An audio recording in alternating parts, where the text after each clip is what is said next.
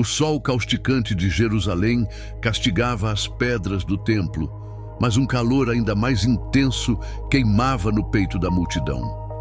No centro, uma mulher. Seus olhos, antes marejados de vergonha, agora fixos em um homem que se curvava, desenhando algo na poeira. O que ele escrevia? Que segredo era esse, capaz de desarmar a fúria cega de homens sedentos por condenação? Porque, um a um, seus acusadores começaram a se afastar, desaparecendo na multidão como fantasmas envergonhados. Este é um dos momentos mais enigmáticos e poderosos da vida de Jesus. Um instante que ecoa através dos séculos, sussurrando verdades profundas sobre justiça, misericórdia e a natureza humana. Se você busca desvendar os véus dos mistérios bíblicos e conectar as revelações das Escrituras com os sinais do nosso tempo, este canal é para você.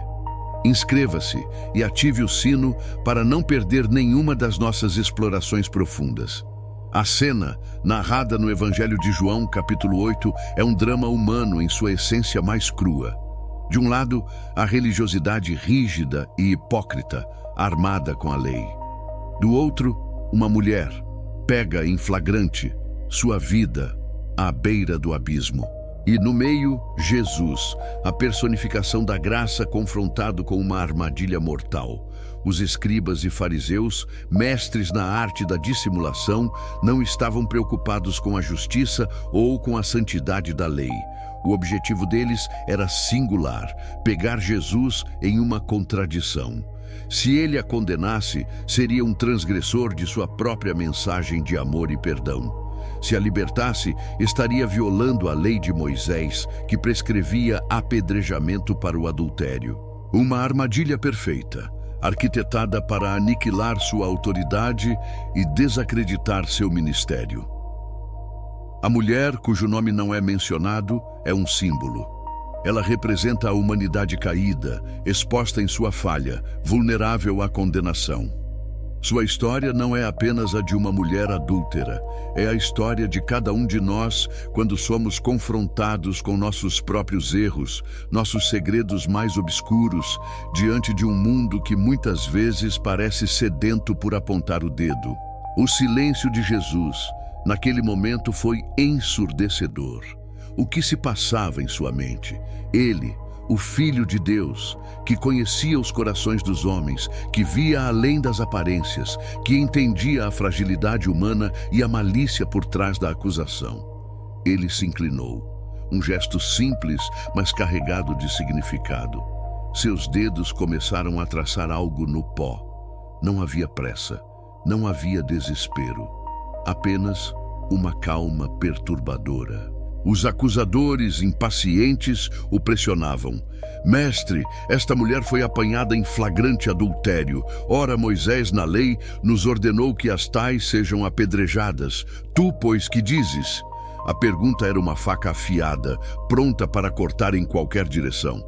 Mas a resposta de Jesus não veio em palavras, pelo menos não de imediato.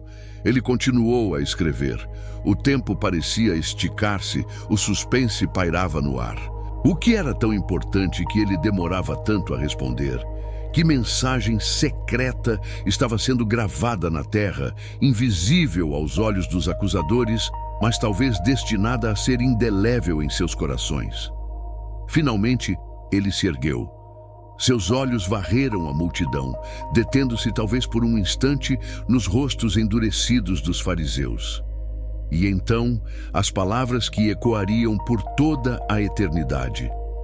Aquele que dentre vós estiver sem pecado, seja o primeiro a atirar-lhe uma pedra. Ele não negou a lei, não absolveu o pecado, mas ele, com uma única frase, mudou o foco da acusação, do pecador para o acusador. E então, novamente, ele se inclinou e voltou a escrever no chão. Este é o cerne do mistério. O que ele escreveu naquela segunda vez? A primeira vez, ele escrevia enquanto os acusadores o pressionavam. A segunda vez, ele escrevia depois de lançar a bomba moral que desmantelaria o palco da hipocrisia. Muitos estudiosos e teólogos têm especulado ao longo dos séculos. Seria uma lista dos pecados ocultos dos acusadores? Os pecados mais íntimos, aqueles que eles guardavam as 7 chaves que nem mesmo seus familiares conheciam? Seria a lei, talvez os 10 mandamentos, lembrando-os de suas próprias falhas em cumpri-la? Ou seria algo ainda mais profundo, uma verdade universal que transcende o tempo e a cultura? A Escritura não nos revela as palavras exatas, e talvez seja exatamente essa a beleza do mistério. O silêncio da Bíblia sobre o conteúdo do que Jesus escreveu no chão nos convida à reflexão, à introspecção. Mas os efeitos do que foi escrito foram dramáticos e imediatos. João nos diz que, ouvindo eles isto e sendo convencidos pela própria consciência, foram saindo um, a começar pelos mais velhos até aos últimos. Ficaram só Jesus e a mulher que estava no meio. Os mais velhos foram os primeiros a partir. Por quê? Talvez porque a experiência de vida lhes havia ensinado a crueldade da hipocrisia, a fragilidade da justiça humana. Ou talvez porque seus pecados eram mais numerosos, mais pesados, mais arraigados. Imagine a cena: o burburinho da multidão diminuindo, os passos arrastados dos homens que momentos antes estavam tão certos de sua retidão. O som das pedras caindo das mãos, não contra a mulher, mas de volta ao chão. Cada uma delas um testemunho silencioso da derrota da acusação. A consciência, aquela voz interior que a Bíblia descreve como um testemunho, havia feito seu trabalho. O que Jesus escreveu, ou talvez o simples ato de escrever, agiu como um espelho, refletindo a verdade de cada coração. Aquele que se achava puro, de repente, viu-se impuro. Aquele que apontava o dedo percebeu que 3 dedos de sua própria mão apontavam de volta para ele. Este episódio não é apenas uma história de misericórdia. É uma profunda lição sobre a natureza do pecado, da justiça e da graça. Os fariseus e escribas, em sua autoproclamada santidade, representam a religiosidade vazia, focada na condenação e na aparência. Eles eram mestres em observar a letra da lei, mas falhavam miseravelmente em compreender seu espírito. A lei, dada por Deus, tinha o propósito de revelar o pecado e apontar para a necessidade de um Salvador. Mas eles a transformaram em um instrumento de poder, controle e opressão.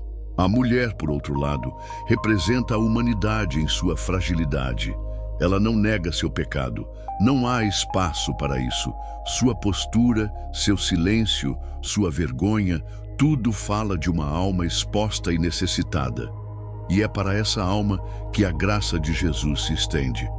Ele não minimiza o pecado, mas condena a hipocrisia dos acusadores que usavam o pecado alheio para seus próprios fins egoístas. Quando Jesus finalmente se ergue pela segunda vez, a cena é radicalmente diferente. Os acusadores se foram. Restam apenas ele e a mulher. Mulher, onde estão aqueles teus acusadores? Ninguém te condenou? Ela responde: ninguém, Senhor. E então, as palavras finais de Jesus, cheias de poder e esperança: nem eu também te condeno. Vai-te e não peques mais. Aqui está o coração da mensagem. Jesus não a condena, não porque o pecado não seja grave, mas porque ele veio para redimir, não para condenar. Sua graça não é uma licença para pecar, mas um convite à transformação. Vai-te e não peques mais. É um chamado à santidade, um empoderamento para uma nova vida. Ele oferece perdão e a oportunidade de recomeço. Isso é algo que nenhuma lei humana, nenhuma religião vazia poderia oferecer. Mas voltemos ao mistério do que Jesus escreveu. Mesmo que a Bíblia não revele as palavras, o impacto é a revelação. O ato de escrever no chão, por si só, já era significativo. Em uma cultura onde a escrita era valorizada e muitas vezes associada à autoridade e ao registro de leis e sentenças, o gesto de Jesus foi um ato simbólico poderoso. Alguns estudiosos sugerem que ele poderia estar escrevendo os pecados dos acusadores, talvez citando passagens do Antigo Testamento que falavam da hipocrisia e da injustiça. Por exemplo, Jeremias 17:13 diz: Ó Senhor, esperança de Israel, todos aqueles que te abandonam serão envergonhados, os que se apartam de mim serão escritos no pó, porquanto abandonaram o Senhor, a fonte de águas vivas. Seria Jesus, através daquele ato, revelando que os acusadores, em sua arrogância e falta de misericórdia, haviam abandonado a verdadeira fonte de vida? Outra teoria é que Jesus estava simplesmente dando tempo para que a consciência dos acusadores trabalhasse para que o impacto de suas palavras, aquele que dentre vós estiver sem pecado, seja o primeiro a atirar-lhe uma pedra, pudesse penetrar em seus corações. O ato de escrever seria um meio de criar um silêncio, uma pausa, permitindo que a verdade se manifestasse. A verdade é que o que Jesus escreveu é menos importante do que o efeito que sua ação e suas palavras tiveram. O mistério reside na transformação que aconteceu naqueles homens. Eles vieram cheios de condenação, prontos para executar uma sentença brutal, mas saíram em silêncio, envergonhados, confrontados com suas próprias falhas. Este episódio nos ensina que a verdadeira justiça não é cega, mas discernidora. Ela não busca apenas punir, mas restaurar. E a verdadeira piedade não é medida pela nossa capacidade de apontar o dedo, mas pela nossa disposição de estender a mão. Este evento é um espelho para os nossos dias. Quantas vezes somos tentados a julgar, a condenar, a apontar as falhas dos outros enquanto ignoramos as nossas próprias? Em um mundo saturado de redes sociais, onde a cultura do cancelamento prospera, e onde a vergonha é uma moeda de troca, a mensagem de Jesus é mais relevante do que nunca. Ele nos convida a olhar para dentro, a examinar nossos próprios corações antes de lançar a primeira pedra. Ele nos lembra que todos somos pecadores, necessitados da graça divina. A mulher sem nome, sem voz além de sua vergonha, se torna um testemunho poderoso da misericórdia de Deus. Ela não é definida por seu pecado, mas pela graça que a alcançou. Sua história nos revela que, não importa quão profunda seja a nossa queda, quão grande seja o nosso erro, existe redenção e a possibilidade de um novo começo em Jesus. Ele é o único que pode ver além do nosso pecado, que pode tocar a nossa alma ferida e nos oferecer a chance de não pecar mais. O que Jesus escreveu no chão permanece um mistério em termos de seu conteúdo literal. Mas o segredo que fez os acusadores fugirem não é um mistério. Foi a revelação da própria consciência, a verdade nua de que ninguém está isento de pecado. Foi a luz da graça que expôs a escuridão da hipocrisia, e para a mulher, foi a revelação de um amor que transcende a lei, que perdoa e restaura. Este é o poder da mensagem de Jesus. Ele não veio para abolir a lei, mas para cumpri-la, e em seu cumprimento, para nos mostrar um caminho superior, o caminho da graça e da verdade. Ele nos desafia a olhar para além da superfície, a questionar nossas próprias motivações e a abraçar a misericórdia que Ele tão livremente oferece. Que possamos, como aqueles homens, permitir que a voz da consciência nos toque e que, como a mulher, possamos aceitar o perdão e buscar uma vida de transformação. Se você foi tocado por esta análise profunda e deseja continuar desvendando os mistérios das Escrituras, explorando as profecias e os sinais dos tempos à luz da Palavra de Deus, não hesite. Inscreva-se agora mesmo no canal Sinais em Revelações, ative o sino de notificações para não perder nenhum dos nossos próximos vídeos e compartilhe este conteúdo com aqueles que você ama. Juntos, vamos aprofundar nossa fé e discernimento espiritual, conectando a sabedoria milenar da Bíblia com os desafios e as esperanças do mundo contemporâneo. Deixe seu comentário abaixo. Nos diga o que você acredita que Jesus escreveu no chão e como este evento ressoa em sua vida. Sua participação é fundamental para a nossa comunidade de buscadores da verdade.